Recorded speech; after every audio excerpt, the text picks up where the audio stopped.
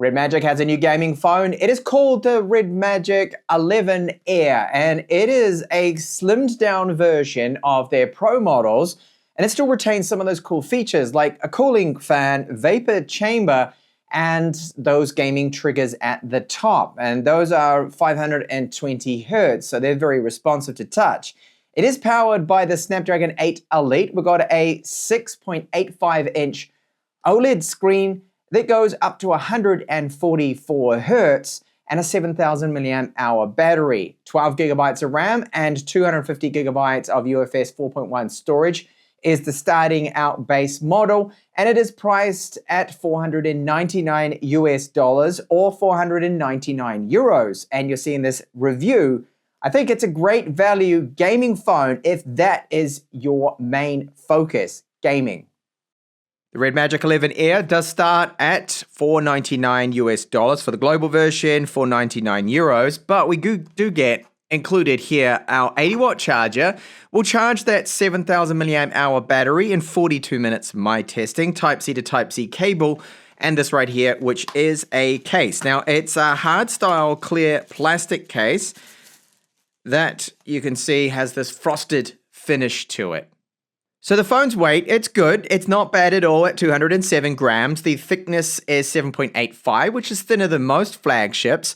So we have what looks like 3 cameras on the rear. In fact, this is our little cooling fan. So vapor chamber in here. They've got some graphene. The thermals are good.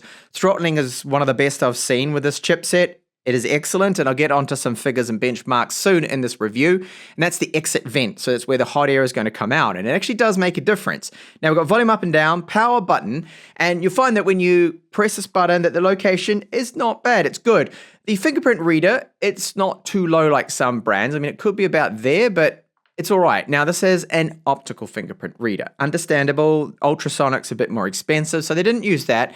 But really, I haven't had too many issues with it. I'd say that now and then it has failed, and you can see it is not the absolute fastest that I've tested, but it's all fine considering the price point with it. Now, we have the gaming triggers at the top. Those are 512 hertz, so they're very quick, really, in fact, quick to respond to touch. And we have the magic key right here too. On the left, up the top, there is an IR transmitter, antenna lines, microphone, and the loudspeaker. So in the earpiece right here, video out, and a nano SIM. Takes 2 of those right here with the SIM tray. So what's missing is 3.5 millimeter. Okay, so you need to get their Pro version for that. I'd love to have the 3.5, I think, for gaming. It is the best, so that's sad that it's not there. But as a package, what we're getting, I think, is great for the 500 euro, 499 US price point. Screen 6.85 inches, 144 hertz maximum refresh rate.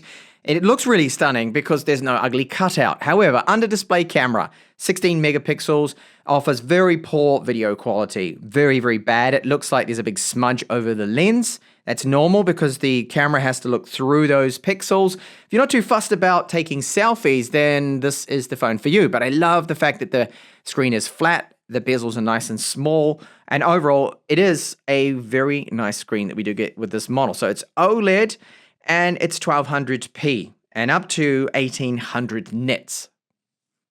The Redmagic 11 Air is running their own OS, which is Redmagic OS 11 now. Yes, it has AIs built into it. I mean, we've got Gemini's pre-installed. Now, I have found the performance with the 12 gigabytes of RAM to be excellent. I have experienced really no lags whatsoever. They seem to have improved a lot, and bugs, haven't encountered any. This is something with the first firmwares that when I was reviewing, especially the Pro models like the 9 Pro, 10 Pro, there might have been a few bugs that I was aware of that, of course, they later would patch, but they would be out of the box. Wasn't such a smooth experience, but here it has been really good. I have not experienced any problems. I am on the latest firmware. There hasn't been a new one that's come out for it. So I expect that to probably come out after the launch because I'm filming this just before the launch date there, so that's probably why. Gestures all work really well, and overall I am pleased so far with the phone's performance. I do find it to be really nice and smooth, which is great. Of course, we do have that Elite 8 in here, so it's a good chipset. The 8 Elite, sorry. Now, like pretty much every single brand out there that are making Android phones, and it's their more affordable phones, like this model, this is the cheaper version of the Pro models with the gaming phones from Redmagic, you get a lot of this bloatware. So they do install about 10 bloatware apps, and I don't like this, not a big fan, but it doesn't take too long to remove it. I still mention this in my videos. So the storage test, it's very good. So we have a UFS 4.1 storage, and look at those speeds, they are excellent. Especially the mixed multi-random access, that's almost 1,000 megabytes per second. So that is great to see right there. And no slowdown whatsoever. This is flagship performance drive there. Now we're getting over 3 million with Antutu. Now I did use this with the charge separation feature. So it was plugged in, but it wasn't using the battery. It was using and taking the power straight from the charger, so not heating up the device as much to get the maximum score here, just to see what it's capable of. So you can see there, the GPU certainly potent. This is great for a gaming phone, and it did go up 14 degrees from that test, which is quite a bit, getting up to 43 almost with the battery temp, and that is fine. It's a little bit lower, so this would have been higher. So I did end up doing the stress test with it, of course, on the battery to be a little bit more realistic, and this is an amazing result. So stability of 80%. That's fantastic. So we've just lost 20%. So this means that that vapor chamber, the little fan in there, it is working. It's doing its job, what it's meant to do. Push that performance. And it is stable. I mean, I could run this test for 40 minutes, but it's only a 20-minute stress test. But if it went for 40, it would be the same. The line would continue, the exact same performance, so it maintains that. So really good on the throttling front. If you think about other devices with this chipset or the Snapdragon 8 Gen 5, 8 Elite Gen 5, that will throttle down to 50%. This, very, very good. In fact, it's maintaining more power than the 8 Elite Gen 5 there, which is great. And it did end up getting up to 56 degrees here with this test. We lost 15% battery in that 20 minutes. So, okay, yeah, it will burn through the battery pretty quick there. But if you're charging, use the charger separation feature if you wanted to keep the thermals down a little bit and push that frame rate even higher, which would get even a better result here and less throttling without using that battery. So all up, excellent result. Now it ran with my battery test here for 9 hours almost, and that is at 144 hertz refresh rate. That result for a 7,000 milliamp hour battery is average. It's not amazing. And why is that? Well, it's because they're pushing the performance so much with this, that has an impact.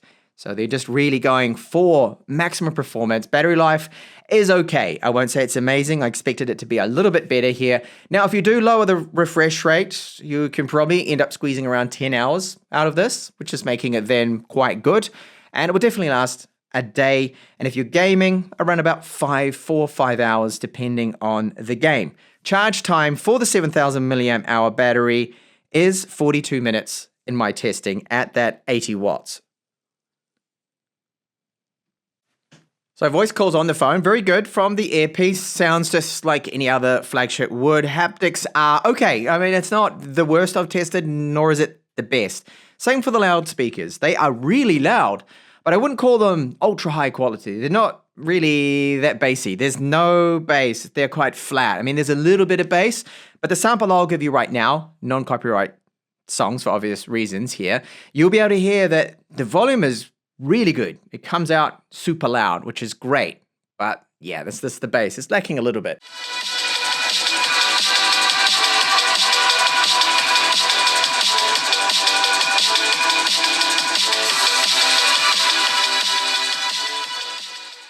Now, this is what it is all about, is the gaming performance. After all, this is a gaming phone. So with Wuthering Waves on the maximum visual settings here, so that is the high quality at 60 frames per second, just everything maxed out. It runs really well. Now, it will get warm, and it's exactly like I pointed out with 3D Mark, that it will throttle down a little bit, but you don't really notice the lag so much. And this is performing better than some of those Snapdragon 8 Elite Gen 5 phones that I've reviewed. More definitely better than those, because it is throttling a lot less and is giving that constant performance, which is excellent. So if you're really into your games, this is the gaming phone to go for. And of course, that brilliant price starting from, for the 12 gigabyte version with the 512 gigabytes of storage, at only the 499 euros or 499 US dollars. And in North America, it's going to be $529, the starting price. Over to the cameras now with our Redmagic 11 Air. So we still have the under display camera, as I pointed out. So this is the quality we get, 16 megapixels. The videos where it shows that it's not great at all. So if you shoot a lot of vlog footage, well, this is not good. And this is something that we just have to put up with. I mean, it's a decently priced phone for the power that it does have. The focus is gaming. So in a way, kind of, you can accept this. But if you were someone that vlogs a lot, you certainly don't want this quality, which is very poor for front-facing video quality. Thankfully, the rear is a lot better, as you can see now. Now we've got 4K 30 and 60 frames per second, no 4K 120. So if you wanted the 4K 120 for slow-mo, they don't have it at the moment. Maybe they can add it with a firmware update. I certainly believe that the 50 megapixel sensor can support it, and that Snapdragon 8 Elite, the hardware should be able to support that as well. There is 8K. As for our camera as well, the front-facing camera, if it has the sunlight behind it, not good results. The main camera and the ultra-wide, they do look okay, but don't expect this to be as good as other flagships. As I said, the focus is clearly not the cameras, but the gaming performance with the Redmagic 11 Air. So like the previous versions, it is the cameras that are the big weakness. So as I've said in this video, if it isn't your focus and it's gaming, then this is the phone for you if you're on a budget and you want that great performance. And I've seen that it only loses 20% performance from throttling, which is excellent. That's even better than the Snapdragon 8 Elite Gen 5 flagships that have been tested out. And those will throttle down to 50%. They will lose half their performance. I've seen even worse than that, actually. So you're getting an amazing, really steady frame rate and great gaming performance. You've got those triggers, the screen without any ugly notch or cutout. But yes, the very poor front-facing camera is the big downside to it. I would have also liked to have seen a 3.5mm headphone jack, but if you want that, you have to go and get the Pro model. So for the money, for that 500 euros, 500 US dollars, if you can get it for that exact same price for the base model, well worth it for you gamers out there. Thank you so much for watching the review here of the Redmagic 11 Air.